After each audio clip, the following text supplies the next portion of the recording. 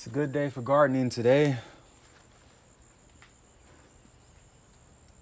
You gotta garden by the moon. I'm learning so much. When you garden by the moon, your crops and your fruits grow better. And then it's raining a little bit, so I don't have to get up too early and start watering, so that's a good thing as well. So, being that today the moon is in Pisces and the moon was also just full, so 3 days before the moon is full and 3 days after the moon is full, you want to do a lot of planting. Um, as the moon is waning, you want to plant below the ground. You want to plant also vine crops. And then when the moon is waxing, you want to plant crops that are above ground. And then on certain days, you don't want to plant at all. You just want to do weeding and pruning.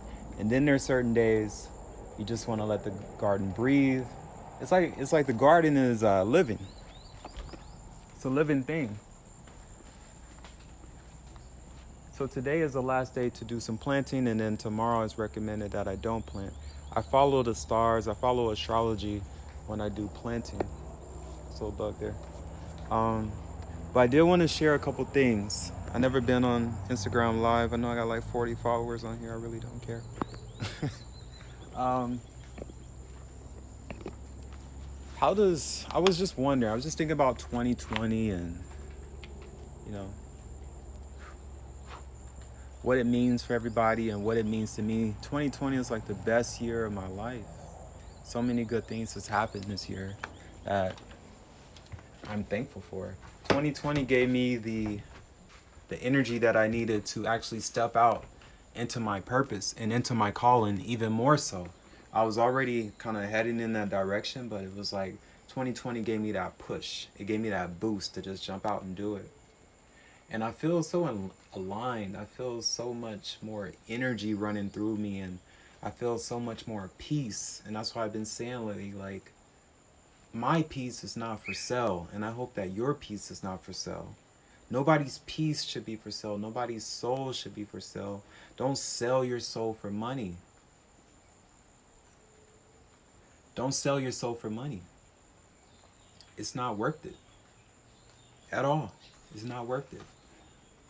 And there's so many things that we are working for. Like, it was a discussion I had the other day. It's like we are working for food in the sense that our jobs has become the middleman. Our jobs is put between us and what we want and need, when we can just go directly to what we need. Do we need wood? We can just go to the forest and we can get wood. Do we need food? We should just be able to go to our garden and get food. We shouldn't have to go work and slave for 8 hours and then maybe or maybe not have any money for food. Maybe not have any money for clothes. Maybe not we'll have any money for shelter. That's not how the Creator designed this world. The Creator designed this world for us to live in abundance.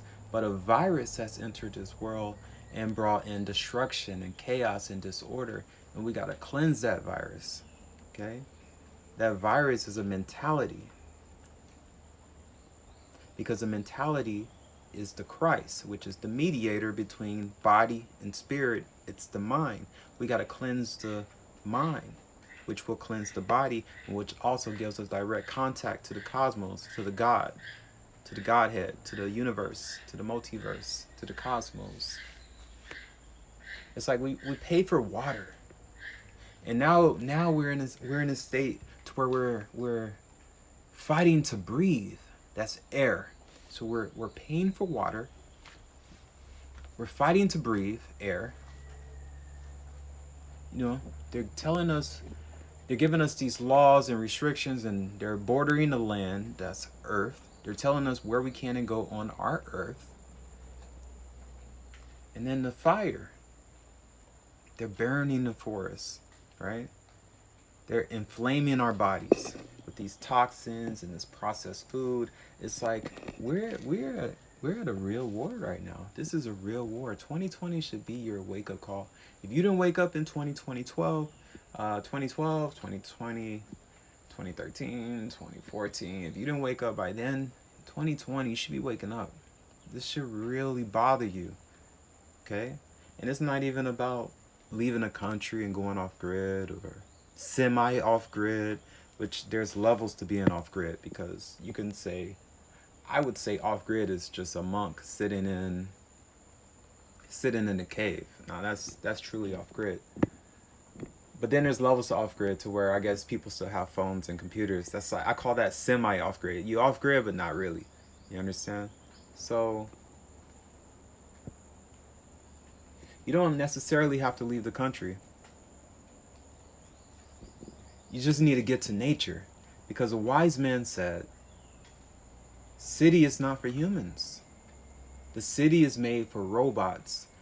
The city is made for enslaved robots and computers and people who will be conformed with society and conformed with that system.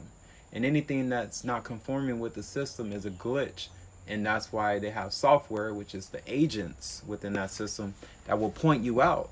In a sense, right now you see it to where they'll call you out and say, hey, wear your mask. That's actually the agents within the system, whether they know it or not. So a lot of people draining energy and they don't know it. Some know it, some don't. A lot of people are agents and they really don't know. And then some of them do know, you know.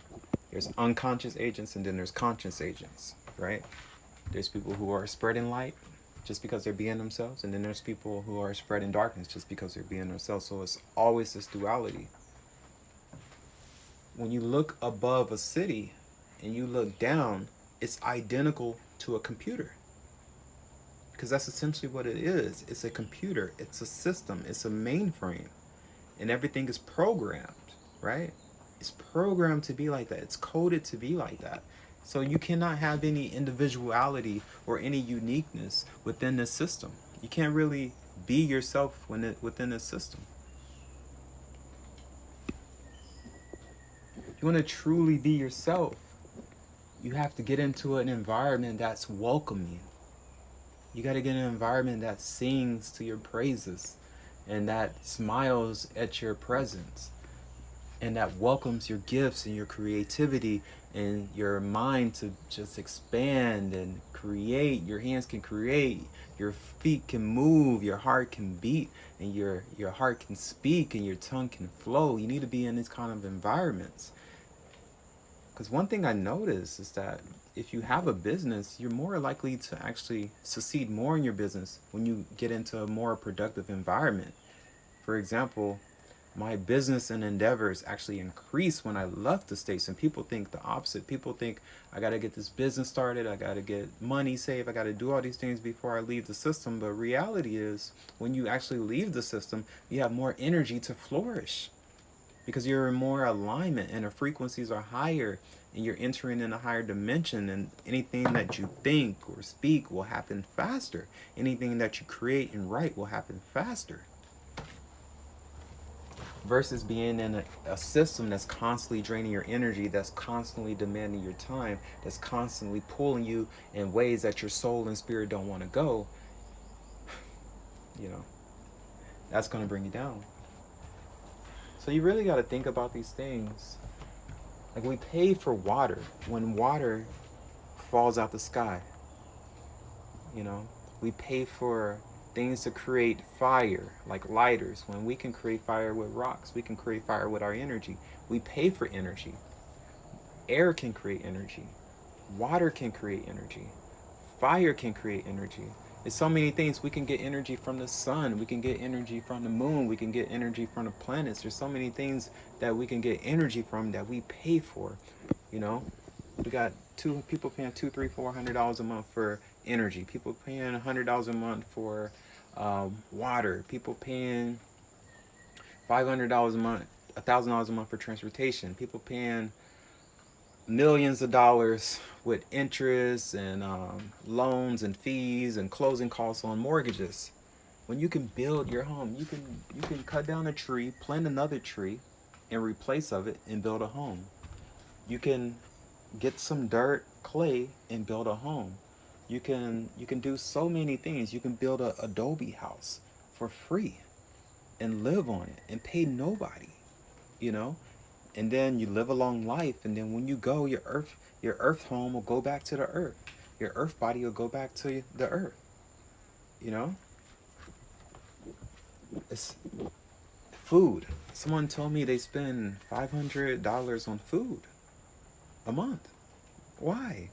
You could spend $10 on seeds. Plant those seeds, and you can grow crops, and then you can get those seeds from those crops when they're fully mature and replant them and keep that harvest going. You can keep a continual harvest to where you can harvest onions every 2 weeks, potatoes every month, pumpkins, watermelons every couple months, and but you can keep it on a rotation so you're continually harvesting. And this can be a continual process. You don't have to go to the stores. Going to these places should be a luxury. It shouldn't have to be something that is a necessity. You know, having a car should just be a luxury. Having a nice home should be a luxury, which is fine in moderation. It shouldn't be something that we feel that we need and we have to enslave ourselves for. You know? So, it's just some quick messages I wanted to share. I might be doing some more Instagram lives just to mix it up a little bit. Peace, Teresa. Thanks for watching.